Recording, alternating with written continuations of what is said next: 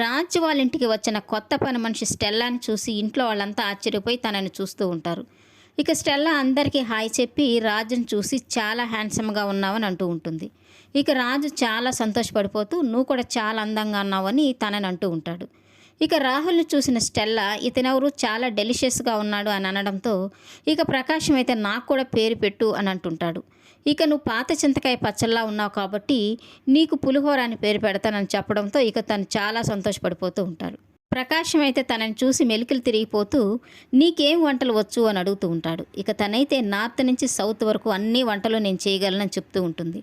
సరే ఇక ఇంట్లో వాళ్ళంతా ఏమేం కావాలో తనకి లిస్ట్ ఇస్తూ ఉంటారు. ఇక ఆ లిస్టు తీసుకున్న స్టెల్లా అయితే నాకు 3 అసిస్టెంట్లు కావాలి, ఒకరు అంట్లు తవ్వడానికి, మరొకరు వెజిటబుల్స్ కట్ చేయడానికి, మరొకరు నాకు వంటలో సహాయానికి కావాలని అడుగుతూ ఉంటే అందరూ అన్నీ చేస్తే మరి నువ్వేం చేస్తావు, మేకప్ వేసుకుని కూర్చుంటావా అని స్వప్న అడుగుతూ ఉంటుంది. ఇక బామ్మ అయితే 3 అసిస్టెంట్లకి మళ్ళీ లక్షిస్తావా అని తను అడుగుతూ ఉంటుంది. ఇక రాజు అయితే ఈ రోజుటికి ఎలాగో అడ్జస్ట్ అవు స్టెల్లా, రేపటికి 3 అసిస్టెంట్ని అరేంజ్ చేస్తాను అంటుంటే ఇక స్టెల్లా అయితే అసిస్టెంట్స్ లేనిదే నేను వంట చేయలేను అని చెప్తూ ఉంటుంది. దాంతో రాహుల్, ప్రకాశం అయితే మేము హెల్ప్ చేస్తామని చెప్తూ ఉంటారు. ఇక ప్రకాశం అయితే మా రాజు కూడా ఏదో ఒక పేరు పెట్టు అని అంటుంటే ఇక స్టెల్లా అయితే చెర్రీ పండులాగా ఉన్నాడు కాబట్టి మీ రాజుకి చెర్రీ అని పేరు పెడుతున్నాను అని చెప్తూ ఉంటుంది. ఇక దానిలక్ష్మి అయితే స్టెల్లాని చూసి నడుము తిప్పడమేనా లేకపోతే గరిట తిప్పేదేమైనా ఉందా, మా పులిహోరని తీసుకెళ్ళు, అంట్లు బాగా తోముతాడని చెప్తూ ఉంటుంది. ఇక స్వప్న అయితే మా డెలిషియస్ని తీసుకెళ్ళు, సింగిల్గా వచ్చిన దానివి డబుల్గా వెళ్తావు అంటుంటే ఇక కావ్య అయితే మా చెర్రీని కూడా తీసుకెళ్ళు, ఆల్రౌండర్, అన్ని పనులు చేస్తాడు, బూత్ బంగ్లా కూడా తీసుకెళ్తాడు అని సెటైర్లు వేస్తూ ఉంటారు.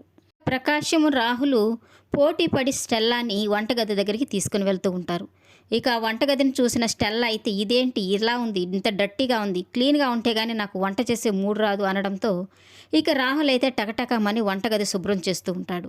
ఇక ప్రకాశం అయితే అంట్లన్నీ తోమిస్తూ ఉంటాడు. ఇక రాజ్ అయితే కూరగాయలన్నీ కట్ చేసి అక్కడ రెడీగా పెట్టేస్తాడు.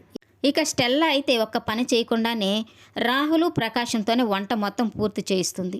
ఇక వంట అయిపోయింది, నా పని అయిపోయిందని చెప్పడంతో ఇక రాజ్ అయితే అన్నీ తీసుకొచ్చి డైనింగ్ టేబుల్ మీద పెట్టి మాకు వడ్డించు అని అడుగుతుంటే ఇక నా పని కాదు అది అని చెప్తూ ఉంటుంది. ఇక షాక్ అయిపోయిన రాజ్ అయితే అన్నీ తీసుకెళ్ళి డైనింగ్ టేబుల్ మీద పెడుతూ ఉంటాడు. ఇక స్టెల్లా అయితే 10 నిమిషాల లోపల తినకపోతే ఆ వంట మొత్తం పాడైపోతుంది అని చెప్పడంతో ఇక వాళ్ళంతా షాక్ అయిపోతూ ఉంటారు.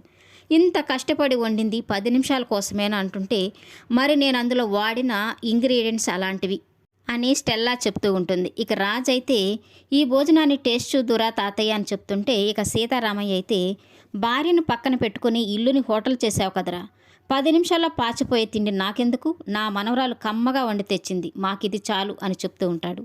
ఈ వీడియో నచ్చినట్లయితే లైక్ చేయండి, సబ్స్క్రైబ్ చేయండి. Thank you for watching.